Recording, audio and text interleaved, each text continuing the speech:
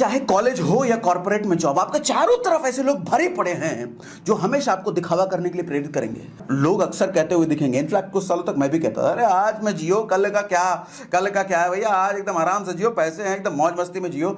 ऐसा कहने वाले लोग ना अक्सर आपको टेंशन में, कर्जे में डूबे हुए मिलेंगे। ये मूर्ख हैं, गधे हैं। ऐसा कहने वाला आदमी अगर आपके इर्द गिर्द है या खुद है, आप अपने आप को बदल लो। ये कहने वाला आदमी अगर उसकी संगत छोड़ दो, बर्बाद कर देगा वो। पैसे का सही ज्ञान। इस वीडियो में मैं कोई टिप्स एंड ट्रिक्स की बात नहीं करने वाला हूं कि ये करो अमीर हो जाओगे, ये नहीं करोगे तो गरीब हो जाओगे। आज इस वीडियो में एक बीमारी के बारे में हम बात करने वाले हैं, जो बीमारी अधिकतर मिडिल क्लास लोगों को होती है। और इस बीमारी का एहसास तब होता है जब उनकी मैक्सिमम जिंदगी 80% 90% जिंदगी खत्म हो चुकी होती है, तब जाके इस बीमारी का एहसास होता है।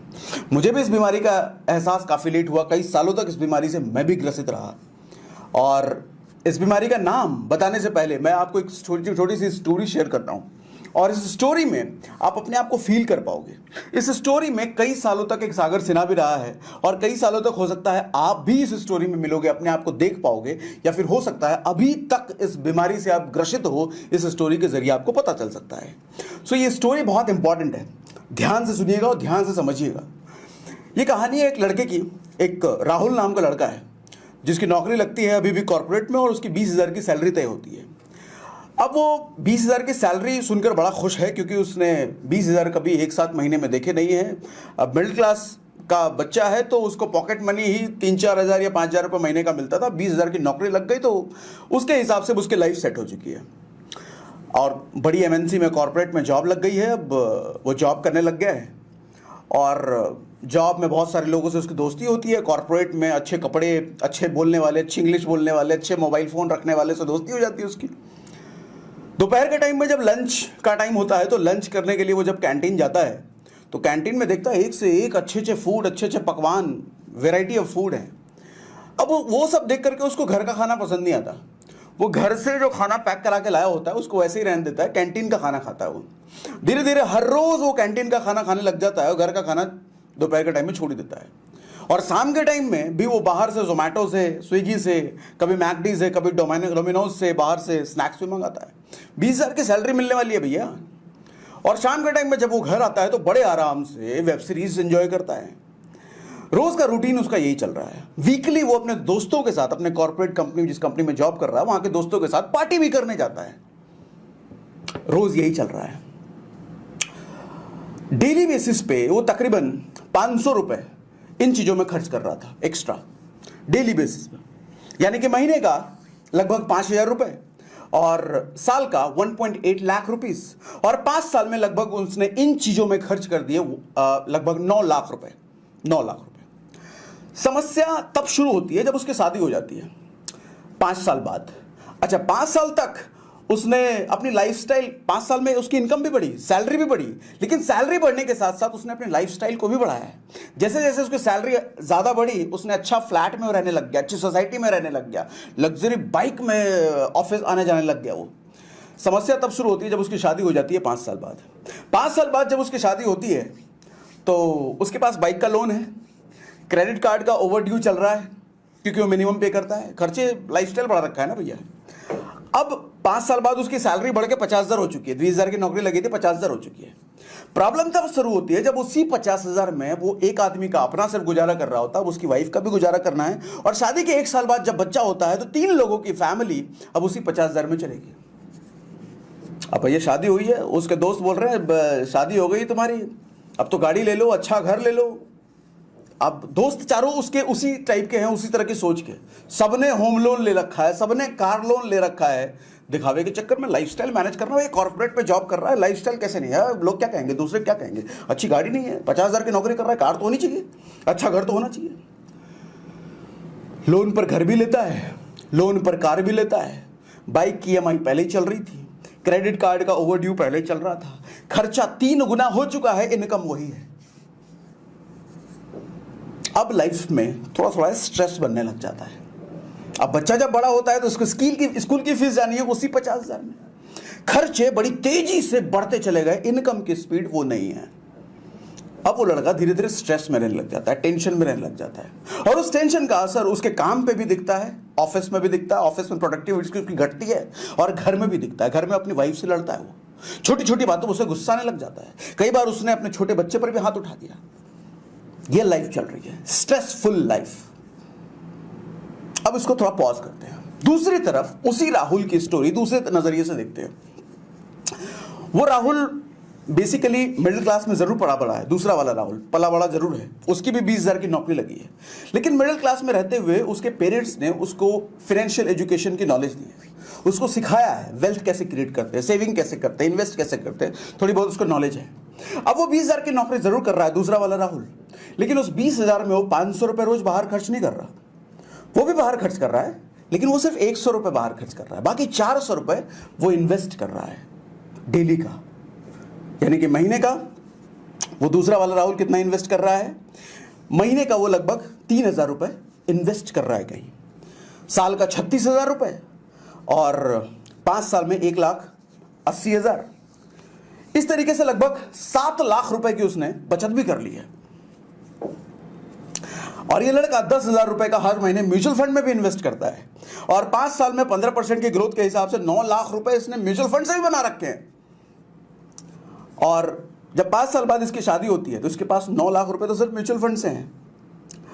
और ये लड़का अपनी सैलरी भी बढ़ा चुका है, और जब ये जॉब कर रहा था ना, उसी 5 साल में ये रात को घर आकर के वेब सीरीज नहीं देखता था, ये फाइनेंशियल एजुकेशन अपनी बढ़ा रहा होता, mutual fund, stock investing, real estate investing, और ज्यादा ये थोड़ा सीख कर रहा था। अब 5 साल बाद जब इसकी शादी होती है तो इसके ऊपर कोई लोन नहीं है, इसके पास एक खड़ा अच्छा खासा वेल्थ है, 9 लाख रुपए तो म्यूचुअल फंड से इसके पास खड़ा हुआ है, बाकी इसने और बचा भी ले रखा है 5-7 लाख रुपए। तो चूंकि ये फाइनेंशियली एजुकेटेड था तो ये कार के दिखावे में नहीं पड़ा, होम लोन के दिखावे में नहीं पड़ा, इसने वेल्थ क्रिएट करना जरूरी समझा। पहले वाले राहुल की यह स्थिति थी कि अगर उसकी जॉब गई 5 साल बाद, शादी होने के बाद, बच्चे होने के बाद, उसके पास कोई जरिया नहीं है, उसको एक ही जरिया है, एक ही रामबाण है उसके पास, एक और लोन लेना। इस वाले राहुल के पास वेल्थ बना हुआ है, भैया बैंक में बैलेंस है, स्टॉक में भी इन्वेस्ट करके म्यूचुअल फंड में बना रखा है। इसकी अगर जॉब गई ना तो इसको टेंशन नहीं है, क्योंकि इसने सैलरी के बराबर इसने एक और इनकम सोर्स खड़ा कर रखा है इन्वेस्टिंग से, वहां से वो उतना कमा ले रहा है जितना सैलरी भी आ रही है। इसकी जॉब गई, इसको कोई प्रॉब्लम नहीं है, ये फाइनेंशियली फ्री हो चुका है। फाइनेंशियली फ्री का मतलब भैया अमीर होना नहीं होता है, फाइनेंशियली फ्री होने का मतलब होता है आपको अपने ब्रेड एंड बटर के लिए कमाने की जरूरत नहीं है, रोटी कपड़ा मकान के लिए कमाने की जरूरत नहीं है, रोटी कपड़ा मकान के लिए आपने एक सोर्स ऑफ इनकम बना दिया है। That is real meaning of financial freedom. ये फाइनेंशियल फ्री हो चुका है 5 ही साल में। अब जब इसकी शादी हुई और 1 साल बाद उसके बच्चे भी हुए, ये कार नहीं लेता है, ये होम लोन नहीं लेता है, ये अपनी और जो इसकी इनकम बढ़ रही है ना टाइम टू टाइम, ये और ज्यादा इन्वेस्टमेंट बढ़ा रहा है।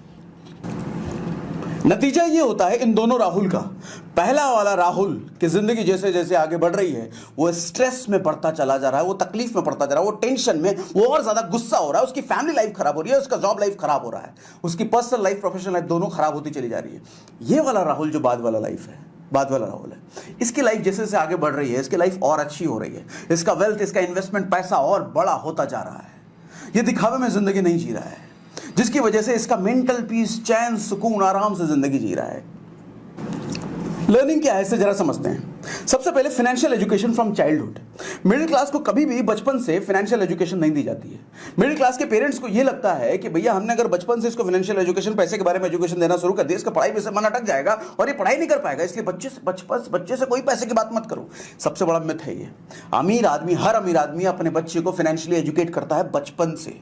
उसको जब टॉय दिलाना होता है ना अपने बच्चे को, वो टॉय नहीं दिलाता, वो डेली बेसिस पे पॉकेट मनी दे रहा होता है अपने बच्चे को, और बच्चे को कहता है तेरे पास पॉकेट मनी है, उससे खरीद। अगर पॉकेट मनी अगर कम पड़ रहा है तो पॉकेट मनी और जमा कर ताकि तू टॉय खरीद पाए।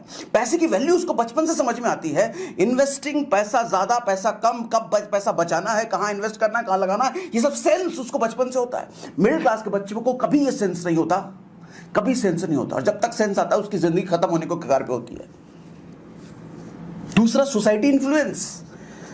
भैया चाहे कॉलेज हो या कॉर्पोरेट में जॉब, आपके चारों तरफ ऐसे लोग भरे पड़े हैं जो हमेशा आपको दिखावा करने के लिए प्रेरित करेंगे। वो कहेंगे अरे तेरे पास 50,000 की सैलरी, 60,000 की कार नहीं लिया, तेरे पास घर नहीं है, अभी भी किराए घर पे, अभी भी बाइक। ये कहने वाले चारों तरफ लोग, और वो जो कहने वाले हैं ना, सब के सब कर्जे में डूबे हुए हैं। कभी बैंक बैलेंस पूछ लेना उनसे, कुछ नहीं है बैंक में उनके।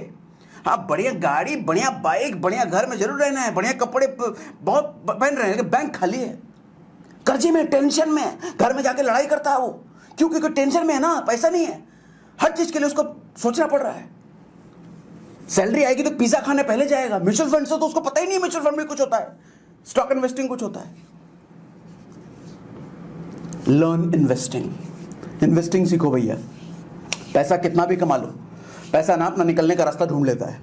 अगर उसको इन्वेस्ट करके कंपाउंड नहीं किया ना, कितना भी कमा लो भैया, निकलने का रास्ता पैसा ढूंढ लेता है। अब आपको डिफरेंस बताता हूं रिच और वेल्दी में। दरअसल जिस बीमारी का नाम बता रहा था ना मैं, उस बीमारी का नाम है लाइफस्टाइल ट्रैप। लाइफस्टाइल का ट्रैप, ये ट्रैप है भैया, जंजाल है, और मैक्सिमम मिडिल क्लास में फंसता ही फंसता है। रिच और वेल्दी में, जो रिच दिखने की कोशिश करते हो ना तुम, रिच और वेल्दी में फर्क होता है। क्या फर्क होता है? एक आदमी की सैलरी जब 50,000 है, तो 50,000 की सैलरी में वो क्या करता है, 9 लाख रुपए की मारुति सुजुकी कार ले आता है 10,000 रुपए की मंथली ईएमआई पर। हाँ, अब उसका रिजल्ट क्या होता है? वो रिच दिख तो रहा है, लेकिन वो है नहीं रिच। उसका बैंक बैलेंस कुछ नहीं है, उसको इमरजेंसी फंड उसके पास कुछ नहीं है, उसका कोई इन्वेस्टिंग नहीं है, और लाइफ में उसको टेंशन हमेशा रहेगी क्योंकि लाइबिलिटी में जी रहा है। दूसरी तरफ क्या होता है कि एक दूसरा लड़का जिसको 50,000 की सैलरी मिल रही है ना, वो 10,10,000 रुपए ईएमआई में नहीं देना प्रेफर करता। वो 10,000 रुपए मारुति सुजुकी में, उसी मारुति सुजुकी जिसका उसने कार लिया था, उसी मारुति सुजुकी के स्टॉक में इन्वेस्ट करता है, और लगभग 15% के हिसाब से 5 साल में वो 9 लाख रुपए बना लेता है। अब वो गाड़ी लेता है, लेकिन 5 साल बाद रिजल्ट क्या, कंक्लूजन क्या है भैया? 5 साल तक वो रिच दिखा नहीं, लेकिन 5 साल तक उसने वेल्थ बनाया, और उसी बनाए हुए वेल्थ से उसने गाड़ी ली।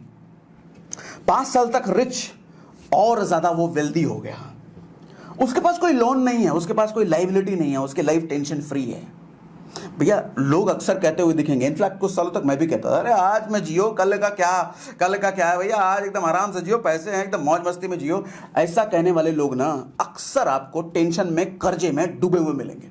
ये मूर्ख हैं, गधे हैं। ऐसा कहने वाला आदमी अगर आपके इर्द गिर्द है ना, या खुद है आप, अपने आप को बदल लो। ये कहने वाला आदमी अगर उसकी संगत छोड़ दो, बर्बाद कर देगा। वो कीड़ा लगा हुआ उधर, इसके कीड़ा कीड़ा, मूर्ख है वो, गधा है, फाइनेंशियली एजुकेटेड इलिटरेट है वो।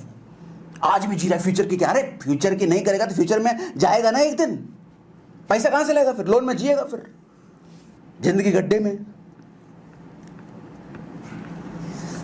रिच टेम्पररी होते हैं, वेल्दी परमानेंट होते हैं। रिच शो ऑफ के अंधेरे में जीता है और हमेशा टेंशन रहता है।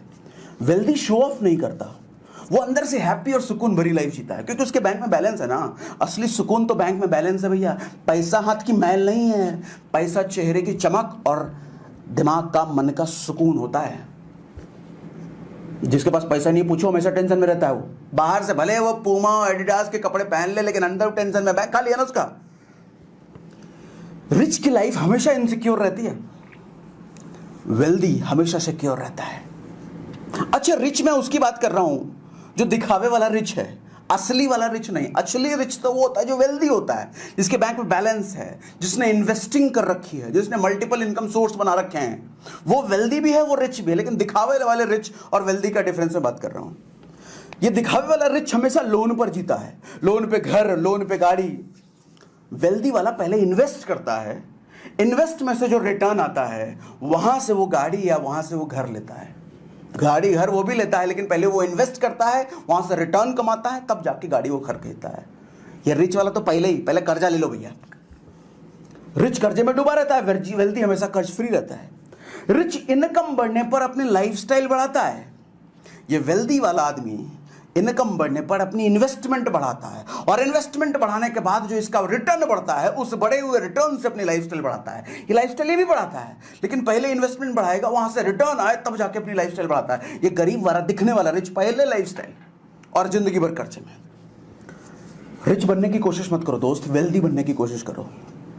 ये जिनको दिखावे के लिए आप जिंदगी जी रहे हो ना, ये जिनको दिखाते हो ना आप अपने कलीग, आसपास वालों को, मैं अमीर हूं, जब कल को टेंशन आएगी ना, जब कल को दिक्कत पड़ेगी ना, ये कोई काम नहीं आने वाला। काम एक ही चीज आएगा, आपके बैंक में पैसा कितना है, आपके इन्वेस्टमेंट फंड कितना आपके पास जमा है, वही काम आएगा। और मैं जानता हूं 99% मिडिल क्लास इस ट्रैप में फंसा हुआ है। और मेरे इस वीडियो से अगर आपको कुछ आंखें खुली है, बत्ती जली है, तो ये बत्ती जली है तो भैया दूसरों को भी शेयर करके लोगों को बताइए, उनको ट्रैप में फंसे हुए लोगों को निकालिए, या जो नए बच्चे अभी कॉर्पोरेट में आ रहे हैं वो इस ट्रैप में ना फंसे। लाइफस्टाइल इज अ ट्रैप, एक बीमारी है। मैं लाइफस्टाइल के खिलाफ नहीं हूं, लेकिन लाइफस्टाइल बनाने के लिए पहले अपने कमाए हुए पैसे को इन्वेस्ट करो, वहां से जो रिटर्न आता है फिर लाइफस्टाइल बनाओ ना, उसमें प्रॉब्लम नहीं है। लोगों को शेयर जरूर कीजिए, बहुत गंभीर मुद्दा है। लोग बर्बाद हो रहे हैं इस चक्कर में। गरीब और गरीब इसी कारण होता है, अमीर और अमीर इसी कारण होता है, क्योंकि अमीर फाइनेंशियली एजुकेटेड है, बचपन से उसके पेरेंट्स ने सिखाया है। हमारे यहाँ मिडिल क्लास में पेरेंट्स कभी नहीं सिखाते। पेरेंट्स की गलती नहीं है, पेरेंट्स को भी नहीं सिखाया गया ना, तो वो अपने बच्चे को कैसे सिखाएंगे। शेयर करके लोगों को अवेयर जरूर कीजिए। और मेरी अगर वीडियो अच्छी लगी, ये बात, मेरी बातें अच्छी लगी, मुझे कमेंट में बताइए, फीडबैक जरूर दीजिए। Thank you very much, good day, bye bye.